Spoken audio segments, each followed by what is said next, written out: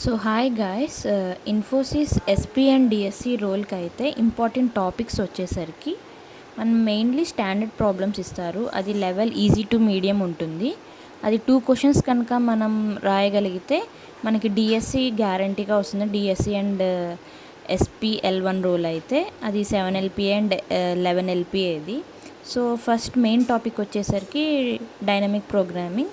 దాంట్లో 0, 1 knapsack, LCS, LPS matrix, chain multiplication, next graphs-లో BFS, DFS, cycle detection in the directed or unidirected like graphs, Dijkstra algorithm, next trees-లో height of trees, BST creation and deletion గురించి ఉంటుంది.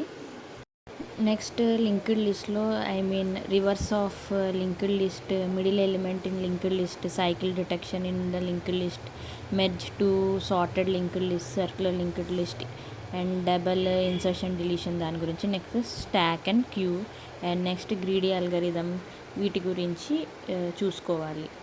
Next cut off వచ్చేసరికి మనం ఇప్పుడు ఇంటర్వ్యూకి ఎలా select అవుతామంటే మనకి 1 question all test cases pass అయ్యి and half partially test cases ఏదైనా అవుతే అప్పుడు మనం డిఎస్సి రోల్కి ఇంటర్వ్యూ వస్తుంది. అండ్ మనం ఒక క్వశ్చన్ అన్ని టెస్ట్ కేసెస్ అండ్ సెకండ్ది హాఫ్ అయ్యి ఖచ్చితంగా ఎస్పీ కూడా వస్తుంది. నెక్స్ట్ 2 క్వశ్చన్స్ టెస్ట్ కేసెస్ అన్నీ అయ్యి ఇంకోటి పార్షియల్ అయితే అప్పుడు L2 రోల్ ఎస్పీది వస్తుంది. అండ్ 3 అన్ని టెస్ట్ కేసెస్ పాస్ అయితే మనం L3 రోల్ 21 LPAది వస్తుంది. అండ్ కట్ ఆఫ్ అనేది అది business requirements and number of application performance మీద మెయిన్లీ డిపెండ్ అయ్యి ఉంటుంది. సో ఖచ్చితంగా ఒక క్వశ్చన్ అయితే అన్ని టెస్ట్ కేసెస్ ఖచ్చితంగా పాస్ అవ్వాల్సిందే.